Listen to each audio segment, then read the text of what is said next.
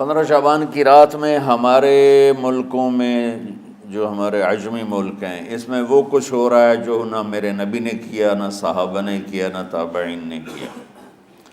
عجیب و غریب عبادات گھڑ لی ہیں، عجیب و غریب اس کے اعمال بنا لیے ہیں اپنی طرف سے، اور مسجدیں بھری ہوتی ہیں اور روشنیاں لگی ہوتی ہیں اور آتش بازی ہو رہی ہوتی ہے۔ میرے نبی نے اس رات کی فضیلت بتائی، عمل کوئی نہیں بتایا۔ جیسے یہاں کوئی صلاۃ تسبیح کی جماعت کرا رہے ہوتے ہیں، کوئی اجتماعی تہجد پڑھ رہے ہوتے ہیں، کوئی دیگیں چڑھا رہے ہوتے ہیں، کوئی آتش بازی کر رہے ہوتے ہیں، تو وہ اس میں اتنا غلو ہو گیا ہے کہ یہ بھی ٹھیک نہیں۔ اور کچھ علماء نے اس کے رد میں اس کا اتنا انکار کیا ہے کہ اس رات کی کوئی فضیلت ہے ہی نہیں، یہ بھی ٹھیک نہیں۔ اس بیچ کا راستہ، اس رات کی فضیلت میں جتنی احادیث ہیں وہ ضعیف ہیں، لیکن اتنی کثرت سے ہیں کہ ان سب کا مل کر جمع ہو کر کم از کم وہ حسن لغیر ہی تک تو پہنچ جاتی ہیں۔ اور ابن عثیمین رحمۃ اللہ علیہ نے بھی یہ لکھا ہے کہ زیادہ سے زیادہ ان احادیث کے مجموعے سے، چونکہ اگرچہ ضعیف ہیں لیکن کافی زیادہ ہیں، تو وہ حسن لغیر ہی تک پہنچ جاتی ہیں۔ تو حسن لغیر ہی سے کوئی عمل ثابت نہیں ہوتا، عمل ثابت ہوتا ہے صحیح حدیث کے سے۔ ایک احادیث کی کثرت سے روایات، اور ایک امت کا عمل، کہ امت کا بہت بڑا طبقہ صدیوں سے اس رات کا اہتمام کر رہا ہے، لیکن کچھ عرصہ پہلے تک اہتمام تھا دن میں روزہ رکھنا، رات کو کوئی نوافل پڑھ لینا، کوئی دو چار زیادہ پڑھ لینا، لیکن اب یہ ڈھول تماشے جو اب شروع ہوا ہے، اس کا تو کوئی وجود ہی کوئی نہیں ہے۔ تو اس رات کو اللہ تعالیٰ نے مبارک بنایا، اور حدیث پاک میں آتا ہے کہ اللہ تعالیٰ اس رات میں ساری دنیا کے لوگوں کی بخشش فرماتا ہے، سوائے 5 آدمیوں کے۔ 5 کے سوا سب اہل ایمان کی بخشش ہو جاتی۔ مشرک، المشرک، پہلا مشرک، دوسرا مشاحن، مشاحن کیسے کہتے ہیں؟ دل میں بغض رکھنے والا، کینہ رکھنے والا۔ تیسرا مسبل ازارہ، اپنے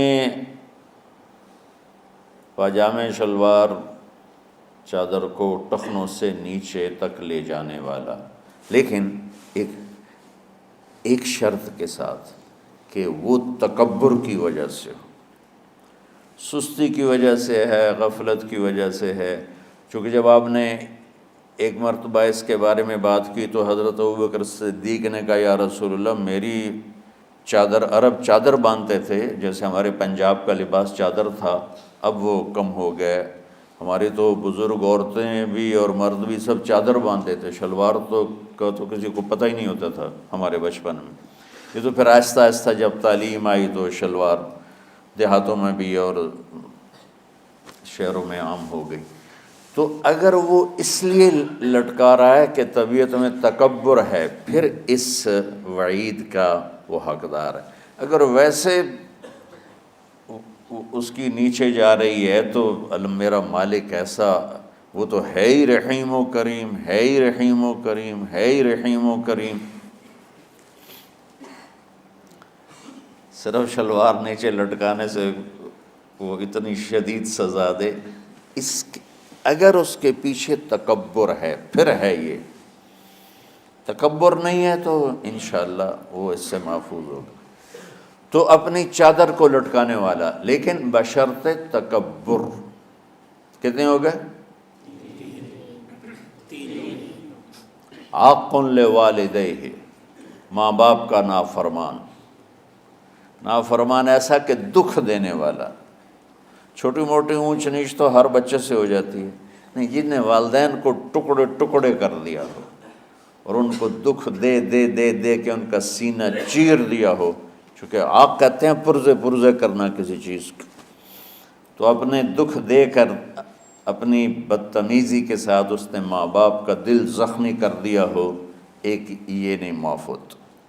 پانچواں، مدمن خمر، مسلسل شراب پینے والا، مستقل جو شراب کا عادی ہو. ان پانچ کو مؤخر کر دیا جاتا ہے. معافی نہیں ہونے کا مطلب یہ نہیں کہ اللہ تعالیٰ کبھی معاف نہیں کرے گا. معافی نہ ہونے کا مطلب یہ ہے کہ یہ پانچ ایسے گناہ ہیں کہ اس کی وجہ سے بخشش رک جاتی ہے. اگر وہ شرک سے نکل آئے، وہ کینہ سے نکل آئے، وہ تکبر سے نکل آئے، وہ والدین کی نافرمانی سے نکل آئے، شراب چھوڑ دے، تو ان کی بھی بخشش ہو جاتی. جب کوئی توبہ کرے گا فوراً بخشش ہو جائے گی. نہ 15 شعبان کی ضرورت ہے، نہ لیلۃ القدر کی ضرورت ہے، نہ بیت اللہ جانے کے ساتھ توبہ کی شرط ہے. جہاں بھی وہ بیٹھ کے توبہ کرے گا، جس لمحے میں کرے گا، اسی وقت اس کی توبہ قبول ہوگی اور اللہ اس کے پچھلے سارے گناہوں کو معاف فرما دے گا.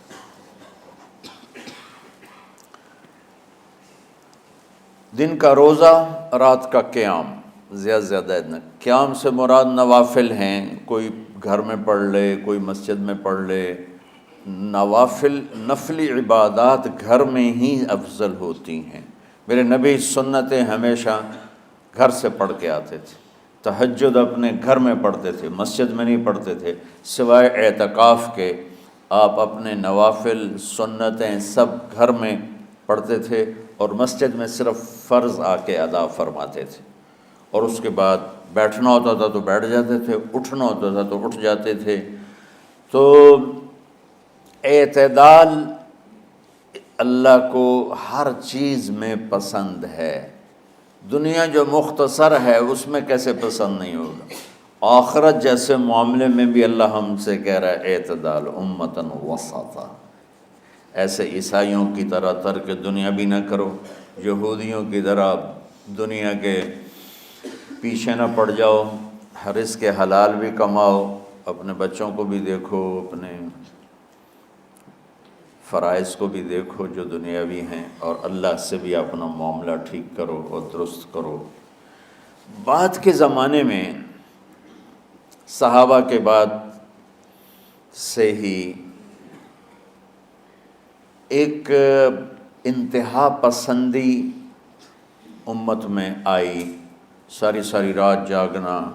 فلاں بزرگ تھے وہ رسے سے اپنے بالوں کو باندھ لیتے تھے کہ نماز پڑھتے پڑھتے جب نیند آئے اور جھٹکا لگے تو رسے سے بندھے ہوئے بالوں سے اس جھٹکے سے تکلیف ہو اور ان کی آنکھ کھل جائے اور پھر نفلوں میں شروع ہو جائے. ایک فلاں بزرگ تھے وہ اپنے آنکھوں میں نمک کا سرما لگاتے تھے تاکہ آنکھیں جل جائیں، اس میں وہ جلن پیدا ہو جائے اور نیند اڑ جائے. یہ ایسے واقعات بھرے پڑے ہیں. فلاں بزرگ تھے، انہوں نے 30 سال عشاء کے وضو سے فجر کی نماز ادا کی. یہ اپنی جگہ پہ بزرگی ہے، لیکن یہ بھائیو یہ دین ہم پیش نہیں کر سکتے. فلاں بزرگ تھے وہ 30 سال سے ستو کھا رہے تھے کہ روٹی کھانے اور ستو کھانے میں 70 دفعہ سبحان اللہ کا فرق پڑ جاتا ہے. تو روٹی کھائیں تو 70 دفعہ سبحان اللہ کم کہہ سکتے ہیں، اور ستو کھائیں تو 70 دفعہ سبحان اللہ زیادہ کہہ سکتے ہیں. تو لہٰذا انہوں نے کہا مجھے تو 30 سال ہو گئے، میں تو ستو کھا رہا ہوں، میں تو روٹی نہیں کھا رہا. یہ دین نہیں ہے. یعنی یہ وہ دین نہیں جو ہم انسانیت کو پیش کر سکیں. یہ تو لوگوں کو دوڑانے والی بات. یہ راہبانیت کی شکل ہے. یہ وہ دین نہیں جو ہم لوگوں کو پیش کریں گے تو وہ کہیں گے واہ واہ واہ واہ کیا دین ہے بھائی، قبول کرو. یہ ایک قسم کا غلو آیا. میں ایک حدیث سناتا ہوں، بخاری شریف میں بھی ہے، مجھے اب ہر شے بھول گئی. لیکن وہ ہے نہی الغلو، اس طرح کر کے آپ لوگ زیادہ جانتے ہوں گے جو پڑھ رہے ہیں کہ غلو سے نہیں۔ حدیث آپ کو سب کو یاد ہوگی کہ 3 صحابہ آئے اللہ کے نبی کے گھر اور پوچھا کہ اللہ کے نبی رات کیسے گزارتے ہیں؟ تو گھر والوں نے کہا سوتے بھی ہیں، جاگتے بھی ہیں، کھاتے بھی ہیں۔ تو وہ تینوں آپس میں کہنے لگے وہ تو نبی ہیں، سوئیں بھی تو کوئی بات نہیں، اور شادی ہے کوئی بات نہیں، ہم تو نبی نہیں، ہمیں تو کچھ کرنا چاہیے۔ ایک نے کہا کہ میں ساری زندگی روزہ نہیں چھوڑوں گا، ایک نے کہا کہ میں ساری زندگی سوؤں گا نہیں، ایک نے کہا میں ساری زندگی شادی نہیں کروں گا۔ تو دیکھنے میں تو واہ واہ کیا بڑی بزرگی ہے بھائی، بڑے بزرگ ہیں۔ ہمارے نبی کو پتہ چلا آپ نے تینوں کو بلا لیا، کہا تم مجھ سے زیادہ اللہ سے ڈرنے والے ہو، میں تم سے انا اتقاکم یا اخشاکم، الفاظ آپ لوگوں کو زیادہ یاد ہوں گے لیکن مفہوم میں صحیح پیش کر رہا ہوں۔ آپ نے کہا میں تم سے زیادہ اللہ کو جانتا ہوں، تم سے زیادہ اللہ سے ڈرتا ہوں، میں سوتا بھی ہوں، میں کھاتا بھی ہوں، میں روزے بھی رکھتا ہوں، میں چھوڑ بھی دیتا ہوں، میری بیویاں بھی ہیں، میں اپنی بیویوں کے پاس بھی جاتا ہوں۔ تم دین میں غلو سے بچو، پہلے امتوں کو ہلاک کر دیا دین میں غلو۔ دنیا میں غلو یعنی انتہا پسندی، ایکسٹریمسٹ ہونا، دنیا ہو یا دین ہو دونوں میں اعتدال بچو، اللہ تعالیٰ کو پسند ہے۔